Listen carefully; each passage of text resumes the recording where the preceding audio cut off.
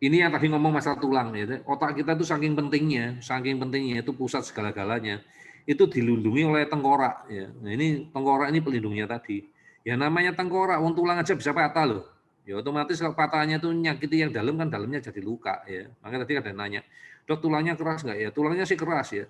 Tapi saat keras-kerasnya tulang loh ya.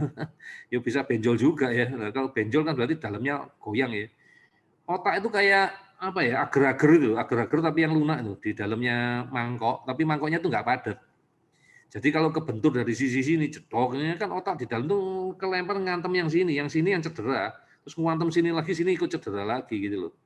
Orang mikir kalau kejedok sini cuma sini doang, enggak, kalau otaknya sampai goncang ini namanya gegar otak itu ya traumanya di mana-mana. Karena otaknya kan goyang, di dalam itu kan isinya cairan, ya kan? Ya bahaya lah aku ngomongnya. Tapi dibiarkan, yuk gimana nggak dibiarkan wong anakmu bentur-benturin kepalanya sendiri. Makanya kita kasih terapi biar anakmu merasa sakit biar gak benturin kepalanya lagi. Baru setelah itu kita ajari, kalau anak lebih tenang diajari. Dengan terapi non biomedis diajari perilaku. Jadi gak benturin kepala lagi. Ya, jadi ada tekniknya, iya. Kadang-kadang dibiarkan dulu, biar ngerasain sakit. Kalau nggak sakit dok, berarti enzimmu kurang. Anaknya nggak sakit, enzimnya kurang ya. Ini ya sudah ya, dari 8 tengkorak ya, ya udah tulang-tulangnya apa?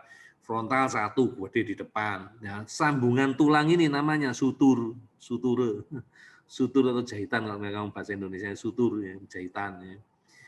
Ada parietalnya 2 ya kiri kanan ya. Kemudian ada temporalnya 2 kiri kanan ya.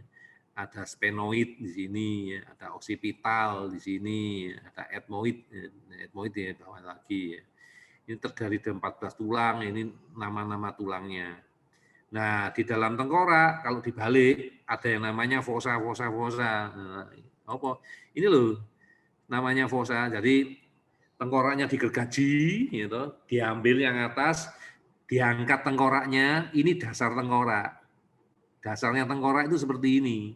Ini yang namanya fosa anterior, middle fossa, ini posterior fossa, ini foramen magnum. Ini tempatnya kabel-kabel spinal cord tadi, yang ini hubungannya sama tulang belakang. Ini masuknya dari sini, foramen magnum ini. Magnum itu gede, ini foramen itu lubang yang besar. Lah lubang yang kecil-kecil ini dimasukin sama saraf, namanya ini saraf kepala, nerve cranial itu saraf kepala. 1 itu untuk penglihatan, 2 itu untuk apa? Ini semua ada nomor-nomornya, ada 1 untuk penglihatan, untuk pembauan ya. Kalau nggak salah penglihatan yang ini, yang nomor 2 ya. Nanti kita lihat ya otak-otaknya ada 12 pasang saraf kranial. Ini pendengaran, gerakan, ini semua ya. Ini penciuman ya. Ini kalau diangkat otaknya, dilihat dasar tengkoraknya seperti ini. Oke. Sekarang kita lihat fungsi-fungsi sarafnya.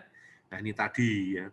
Nomor 2 betul ya ternyata untuk mata. Ya nomor 1 itu kalau nggak salah untuk hidung, pembauan ya. Saraf nomor 1.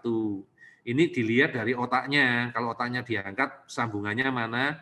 Nah ini rumahnya. Oke, tahu ya. Nah, otaknya diangkat, dipisah, terus dibaca. Nomor 1 dok, nyambungnya ya sama dengan yang nomor 1. Ini untuk hidung, ya, dok. Nyambungnya di sini dok. Ya, ini nomor 2 untuk mata.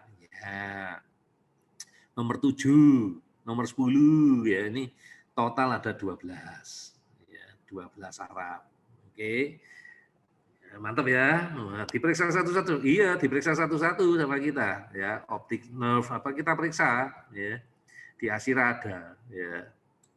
Ini darah-darahnya kita periksa nih, karena kan apa? Jangan sampai anak kita kekurangan oksigen. Oksigen itu kan diangkut sama darah. Nah, ini kita lihat perdarahnya di mana. Termasuk yang namanya arteri yang mana, mendarahi yang mana, tempatnya di mana, terganggu atau enggak, ada sumbatan atau enggak.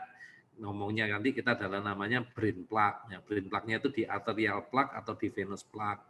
Ya, kita lihat di sana defisiensi oksigen apa diakibatkan karena kekurangan suplai oksigen, yang terganggu di bagian yang mana. Ya, ini komunikasinya.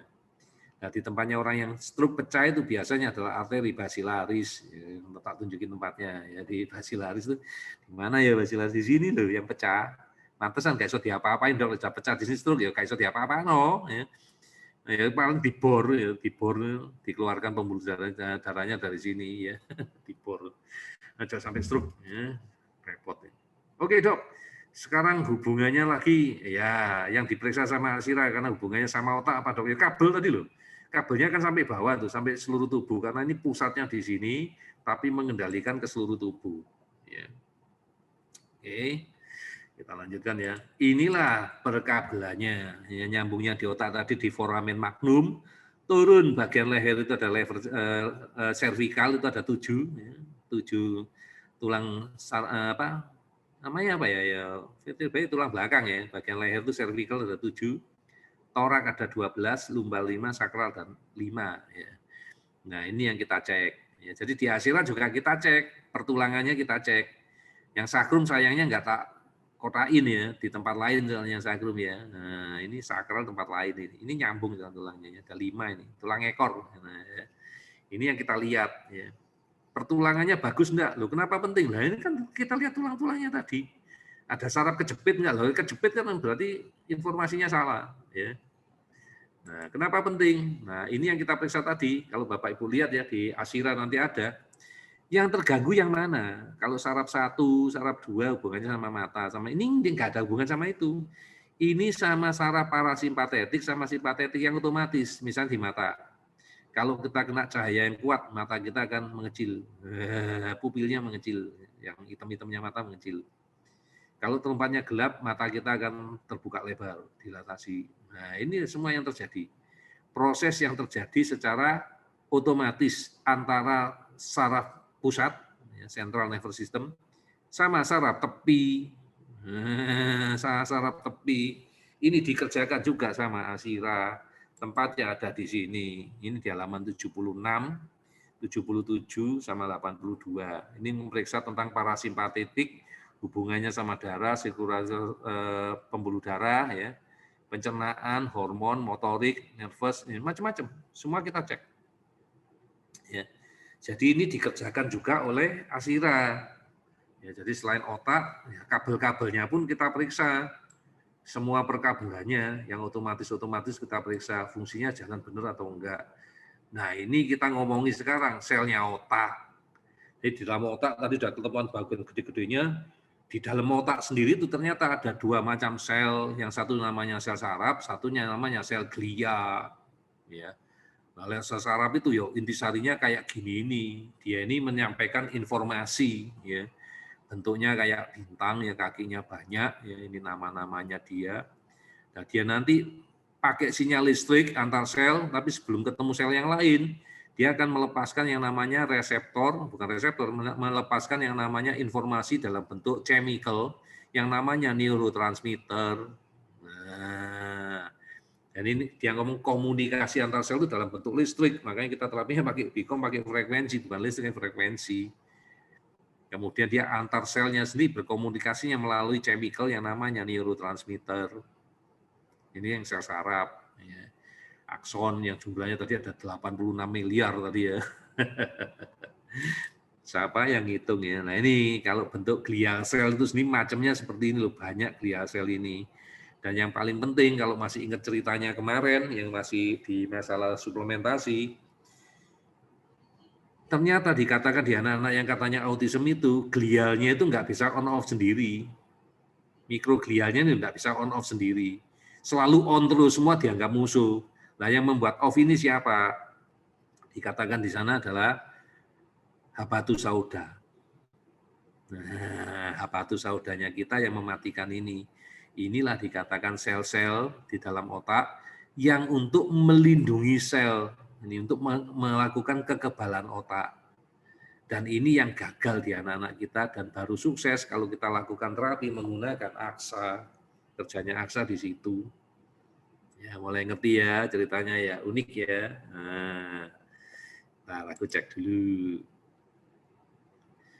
Iyalah ya, balancing otak ya harus buka blok otak dulu. Enggak dibuka ya apa yang mau dibalancing ya, masih ngeblok semua ya. Ikuti aja prosedurnya ya. Kalau masalah teknis gitu biar terapi saya yang mengerjakan ya. Bapak Ibu enggak usah repot.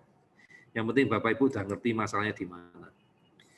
Ini Bapak Ibu nervous tadi yang saya periksa satu-satu yang hubungannya sama otak tadi loh. Nervous system point, anterior hypothalamus, auditory nerve, brainstem reticular formation, spinal cord, termasuk ada di neurotransmitternya saya periksa semua ini. Oke.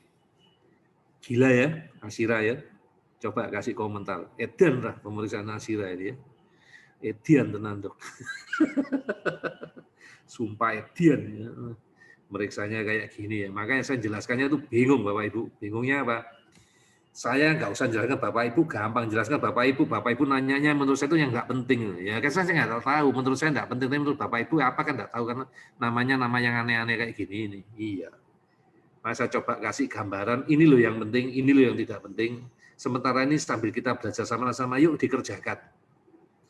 Ya, nggak perlu berdebat, nggak perlu lah, ngapain berdebat? Ya, terlalu rumit, ilmunya terlalu banyak. Ya. Jujur ilmunya terlalu banyak. Ya mohon maaf, belum tentu ya orang di luaran sana ya bisa ngalahin saya di bidang ini. Sorry ya, belum tentu ada orang yang bisa ngalahin saya di bidang ini ya. Karena saya ada fokus benar-benar kerja kayak gini. Nah, yang dikerjakan tuh sebanyak itu Bapak Ibu. Bagaimana dengan tes biomedis Asira menurut Bapak Ibu? Wah, ayo. Mantap ya. Yang diperiksa gila nih ya. Dari suplemen, dari chemical, dari alergi, dari organnya, fungsi organnya, virus, bakteri. Edan Asira. Coba kasih komentar. Bagaimana dengan tes Asira? Luar biasa nggak? Ayo. Kita udah tidur Bapak Ibu ini. Nggak kok. Apa udah tidur semua ini? Udah ngantuk dok. Ya. Coba. Nah ini sudah tidak pernah benturin kepala lagi, ada nggak pukul kepala lagi, ya gitu itu. Ini nanti yang kabel-kabel dengan kromosom 21 nggak dibahas kromosom. Ya. Top banget Asira. Iyalah. Ya cuman orang loh diajari kok gak ngerti-ngerti ya. Baca Asira berkurang-kurang dok saking topnya. Mau Dewas juga gak nyampe otak saya. Iya, saya aja gak nyampe ya. Memang tes Asira itu luar biasa.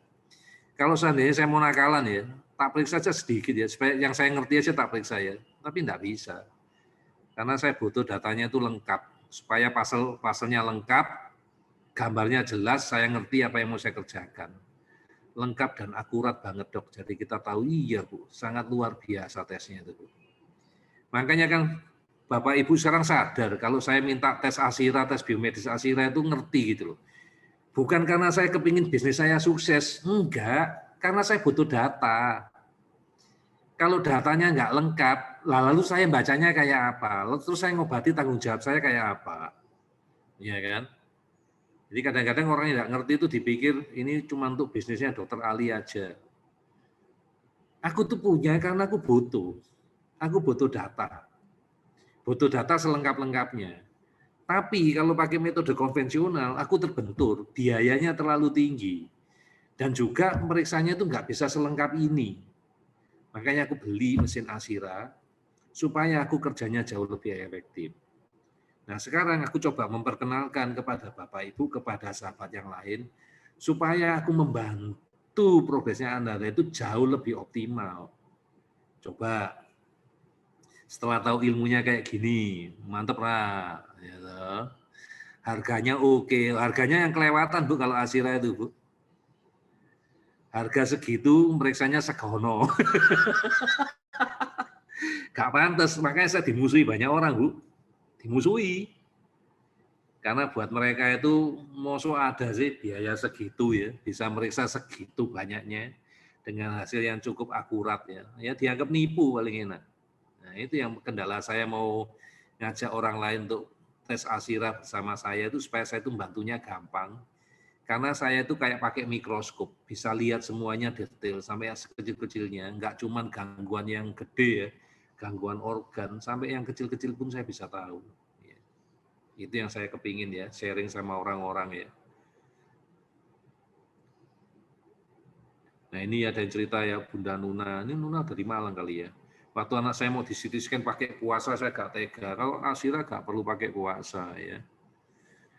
Brain homeostasis nggak dibahas loh hari ini ya, sorry ya, kita nggak bahas brain homeostasis. Ya. Tapi semua masalah yang ada di Asira kebetulan kita bisa beresin pakai Bicom. Mantap dok, komplit. Iya, tesnya itu loh yang komplit. Harganya juga murah banget, apalagi sekarang ya. Sekarang lagi dibuka promo sama Pak Heri ya, diskon 25% sampai tanggal 16. Seandainya nggak ada promo pun, Bapak Ibu yang belum tes Asira, silakan hubungi orang tua banyak di grup kita ya orang tua itu yang sudah jadi membernya Pak Heri. Mereka dengan sukarela akan memberikan voucher senilai Rp500.000 sehingga tes Asira jauh lebih murah lagi. Yang dipotong seperti biasa kalau Bapak Ibu ikut seminar, yang dipotong itu cuma bagian saya kok, keuntungan saya yang dipotong. Dokter enggak masalah, enggak. Kenapa masalah? Rezeki itu sudah ada yang ngatur, tenang aja, enggak bakal kekurangan, ya, no problem.